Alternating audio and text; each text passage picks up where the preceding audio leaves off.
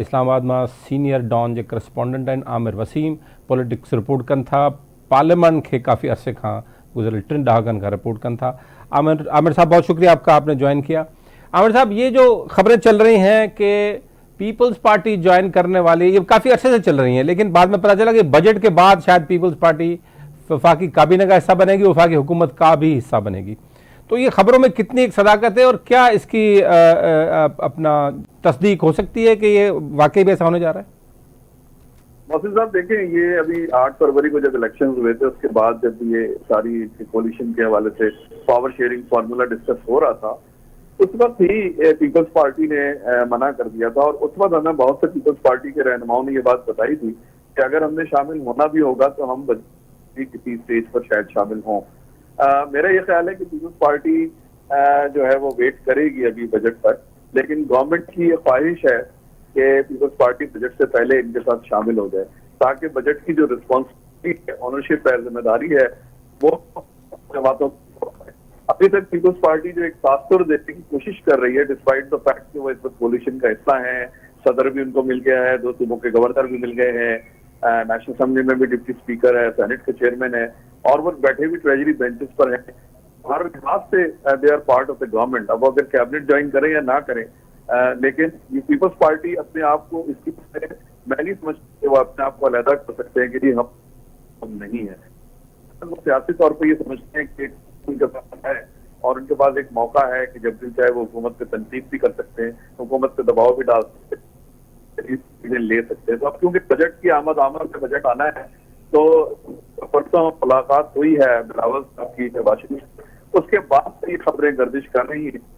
कि फिर शहबाज शरीफ बिलावल को गालिबन ये ऑफर की है कि वो हुकूमत का हिस्सा बनने से मराद फैसला होगा, कमेटी का इजलास बुलाएंगे,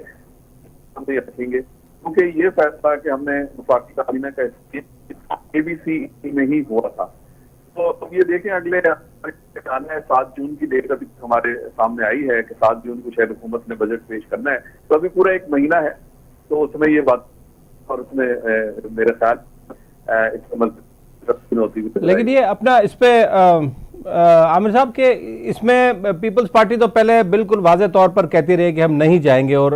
अलल ऐलान ऑन द रिकॉर्ड वो कहते रहे, लेकिन इस मरतबा जो खबरें चली हैं तो इस पर कोई वाज़े तौर पर इसकी तरदीद नहीं की गई है और ये कहा जा रहा है कि चले CEC का इजलास होगा,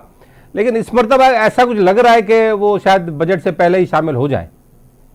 देखें, अगर ऐसा होता है तो मैं समझता हूँ कि बहुत बड़ी चेंज होगी पीपल्स पार्टी के स्टैंड से, क्योंकि जहां तक मेरी इत्तला है वो यही था कि CEC की मीटिंग में भी यही हुआ था कि बजट हमें एटलीस्ट वेट करना चाहिए, क्योंकि पहला बजट है हुकूमत का और हुकूमत भी ये कह रही है कि जी पहले 2 बजट हमें जरा सख्त देने होंगे, IMF की शराइत है, उसके बाद अवाम को रिलीफ मिलेगा। तो मैं नहीं समझता कि पीपल्स पार्टी सियासी तौर पर इस बारे में सोच रही होगी कि अगर बजट को रिएक्शन आता है। आप देखें, गंदम के हवाले से इस वक्त ऑलरेडी एक क्राइसिस चल रहा है और वो अकेले शहबाज शरीफ ही निपटते हुए नजर आ रहे हैं उससे हर जगह पे। तो इसमें अब देखना होगा, अगर पीपल्स पार्टी फैसला करती है काबीना में शामिल होने का, तो पहले तो ये भी देखना होगा कि काबीना में उनको कौन सी पोजीशंस मिलती हैं, क्योंकि इस वक्त तमाम की तमाम तकरीबन जो की मिनिस्ट्रीज हैं वो तो ऑलरेडी लोगों के पास हैं। और पीपल्स पार्टी का क्योंकि अभी तक उन्होंने कोई इस किस्म का इंदिया नहीं दिया, तो लिहाजा मैं नहीं समझता, मेरी जाती राय हो सकता है मैं गलत हूँ, कि बजट से पहले पीपल्स पार्टी इसमें शामिल हो। अच्छा सर, इसकी आप ये समझते हैं आमिर साहब, सिर्फ समझते हैं कि यही एक जो भी आम तासुर यही है कि वजह यही है कि हुकूमत चूंकि सख्त फैसले करने जा रही है तो इसलिए पीपल्स पार्टी उसका हिस्सा नहीं बनना चाहिए, ये तो पीपल्स पार्टी के अंदर भी एक राय है और बाहर भी ये तासुर है, तो आप समझते हैं यही एक वजह है, इसकी कोई और वजह भी हो सकती है?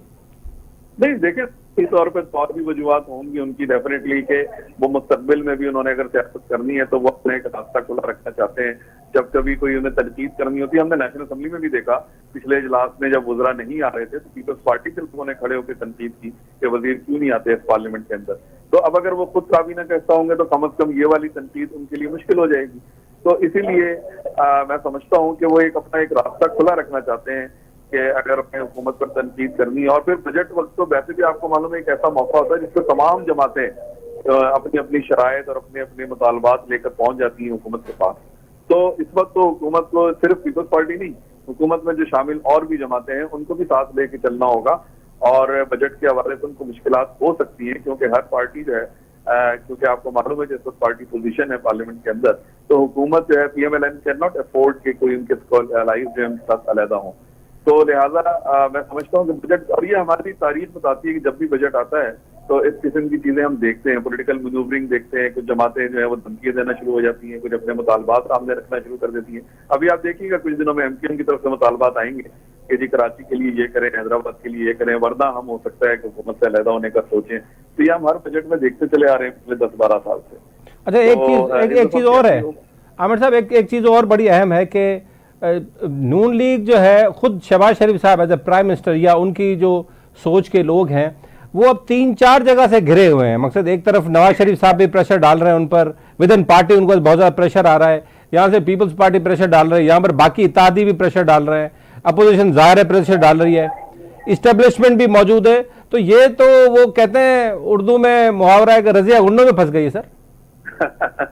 देखिए, मैं गुंडों का लफ्ज तो मैं नहीं बोलूंगा, गैर पार्लिमानी हो जाएगा, लेकिन ये है कि देखें पिछली भी जो PDM की हुकूमत थी 1.5 साल जो शहबाज शरीफ साहब ने गुजारे हैं, तो वो भी इन्हीं हालात में गुजारे थे, और उसको हमें वो ये कहते थे कि जी मुल्क डिफॉल्ट होने वाला है, और मुल्क को हमने, और जब इलेक्शन करीब आने लगे थे तो उन्होंने कहना शुरू कर दिया था कि हमने डिफॉल्ट से बचा लिया और मुल्क अपने पैरों पे खड़ा हो गया और अब आगे तरक्की ही तरक्की है। लेकिन जो ही 8 फरवरी के इलेक्शन हुए उन्होंने फिर एक दफा वही राग अलापना शुरू कर दिया कि जी अभी तो मजीद मुश्किल है, अभी तो 2 साल तक तो हम इनको रिलीफ दे ही नहीं सकते। PMLN के लीडर्स जो मुख्तलिफ टॉक शोज पे मैं उनको सुनता हूँ, तो ख्वाजा आसिफ साहब ने बड़ा वाज़ेह तौर पे कहा कि हम कहाँ से रिलीफ दें जब हमारे पास पैसे ही नहीं है। तो जब अगर आप रिलीफ नहीं दे सकते तो जाहिर है कि हुकूमत के ऊपर तनकीद होगी और हुकूमत के ऊपर जाहिर है एक प्रेशर आएगा।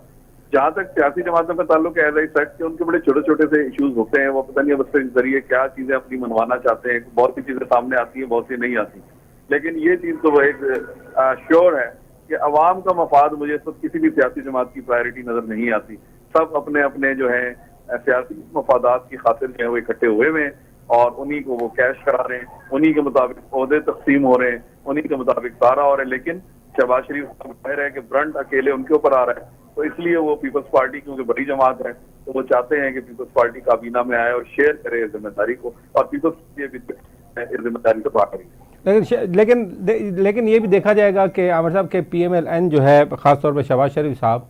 वो बड़ी मुश्किलों से पिछली मरतबा भी निकले, इस मरतबा भी कुछ न कुछ तैयार ज़रूर रहे हैं। तो कुछ इकोनॉमिक सिचुएशन बेहतरी की तरफ नज़र आ रही है कि आपका इन्फ्लेशन रेट 16.5% तक 16% तक आ गया है, इन्वेस्टमेंट की बातें चल रही हैं, आज भी सऊदी डेलीगेशन 30 कंपनियों का यहाँ पर आया है। तो उस हवाले से भी कुछ पुरुमीद हैं, आपको नज़र आ रही है कि हुकूमत पुरुमीद है कि काफ़ी मसाइल की हेल्थ की तरफ उन्होंने वो डगर पकड़ ली, वो पाथ पे है?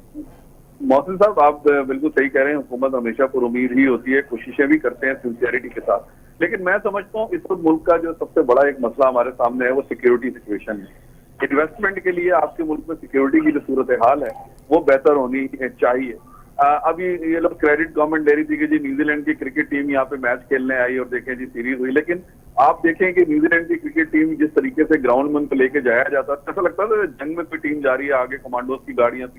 की गाड़ियां। अगर ये जो डेलीगेट्स आते हैं जो 5 स्टार ठहरते हैं इस्लामाबाद में, सरीना में और मैरियट में, उसके इर्द गिर्द अगर आप देखें बिल्कुल कर्फ्यू का सा समा होता है। मैं नहीं समझता कि जब कोई भी इन्वेस्टर या गेस्ट या फॉरेनर्स आते हैं यहाँ पर वो इस किस्म का माहौल देखते हैं तो इससे कोई वो अच्छा तासुर लेके जाते हैं। अगर हुकूमत को इन्वेस्टमेंट लानी है तो उसके लिए फिर यहाँ पे सिक्योरिटी सिचुएशन को बेहतर करना होगा, और ये जो एक इंप्रेशन हमारे मुल्क के ऊपर है कि we have become a security state, इस सिक्योरिटी स्टेट का जो हमारे ऊपर एक लेबल लगा हुआ है इससे हटना होगा। हम बड़ी मुश्किल से अपनी चीजें बनाते हैं, इन्वेस्टमेंट आना भी शुरू होती है, कुछ एफर्ट्स होती हैं, चाइनीज यहाँ पे इन्वेस्टमेंट कर रहे हैं, सऊदीज कर रहे हैं, UAE वाले कर रहे हैं, कोई एक वाकया होता है। अभी आपने देखा कि चाइनीज के ऊपर अटैक हुआ, जापानीज के ऊपर अटैक हुआ, अल्हम्दुलिल्लाह वो बच गए, लेकिन इस एक अटैक का जो इम्पैक्ट होता है उस निकलने में मैं समझता हूँ महीनों लग जाते हैं। तो हमें इस हाल के ऊपर भी तवज्जो देने की जरूरत है, माशी के साथ साथ। आखिरी आमिर साहब, आपसे आखिरी मेरा सवाल ये होगा, लेकिन अभी तो शहबाज शरीफ गवर्नमेंट है, चले ये हम अज्यूम कर लेते हैं कि कोई और गवर्नमेंट होती, कोई भी गवर्नमेंट होती, पीपल्स पार्टी ले लें आप, वो भी अगर हुकूमत में शामिल भी हो गए तो सिचुएशन तो यही है, मकसद करना तो इन्होंने इसी में से ही निकालना है कुछ रास्ता। अगर सिक्योरिटी का ख़राब भी है, इस्टेब्लिशमेंट भी यही है, पॉलिटिकल पार्टीज भी यही है, एक नहीं दूसरा आ जाएगा, लेकिन रास्ता तो यहीं से निकलना है मकसद, और तो कोई नई चीज़ तो लेके नहीं आएगा। देखें, अगेन मैं वही बात करूंगा, हमारी जो फॉरेन पॉलिसी है और सिक्योरिटी के मामला, आपको मालूम है उसमें एस्टैब्लिशमेंट का बहुत ज्यादा रोल है